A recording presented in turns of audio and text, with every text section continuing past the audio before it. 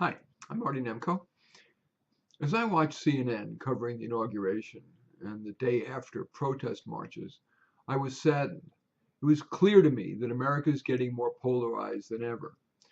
In the media and even in social conversation, we too rarely hear from moderates. I call them the silenced majority. Alas, many moderates, including me, feel we cannot state our views, which on a given issue can be liberal or conservative or moderate, without getting our heads chopped off. This is not a theoretical fear. For example, increasingly when I do speak up, the response is either non-responsive or an ad hominem attack, even actual name calling. For example, today I ran into a neighbor while walking my dog. I asked how he felt about the inauguration. He said, angry. I'm in grief. Because he's normally an easygoing guy with whom I've had a number of pleasant conversations at block parties and the like. I told him I was agnostic on Trump. I said, yep, Trump strikes me as pre-senile, hubristic, and too impulsive. I'm also concerned that despite Trump's protestations, he cares too much about the wealthy. His jingoistic, protectionistic, America First rhetoric is shallow and misguided.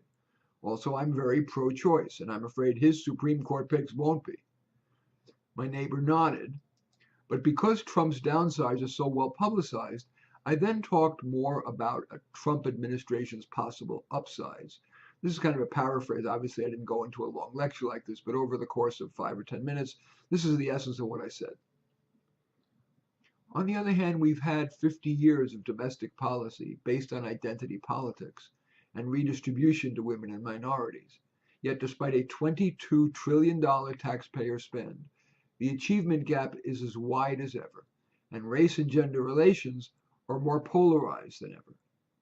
The middle class is hollowing out, with many full-time benefited jobs replaced by part-time temp gigs.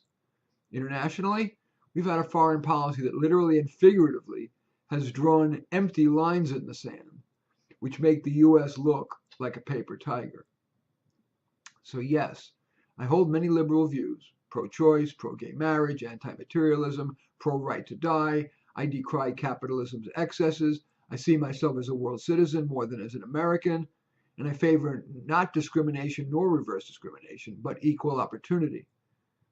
But I also hold some conservative views. For example, I think government is a poor steward of our tax dollars. Just one example.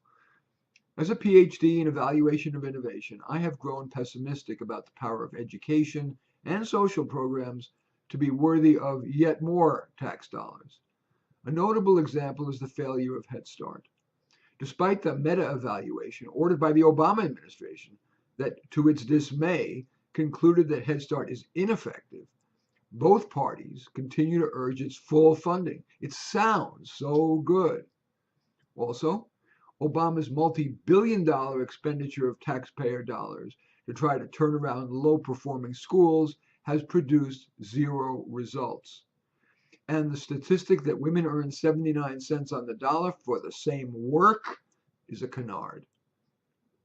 Yet fortunes of our tax dollars are spent on additional redistribution. So I cannot hate Trump, nor, as a recent article in The Nation urged, mobilize to throw sand into every Trump initiative. Nor can I celebrate the legal coup d'etat that is occurring. When the left couldn't overturn the election with recounts, and then by pressuring the Electoral College not to make their committed vote, the plan now is to, quote, take down Trump using opposition research, media pressure, and the court system. A legal coup d'etat is a dangerous precedent for the nation. Rather, while I'm agnostic about it, it's possible that Trump's core principles around meritocracy and a strong military may not be so bad. My neighbor called me a racist and a sexist, and he walked away. In recent weeks, I have tried to avoid political conversations, let alone those about race and gender, because we are so polarized. Just as it's foolish to try to reason with someone when they're furious, it seems foolish to try to advocate moderation and open-mindedness in our very overheated environment. I'm outspoken by nature. And even I feel the need to have duct tape over my mouth, and the shyer moderates I've spoken with feel the same. So it seems that society's mind molders, the schools, the colleges, and the media, have indeed created a silenced majority. Regular followers of my work know that when I describe a problem, I almost always propose one or more possible solutions.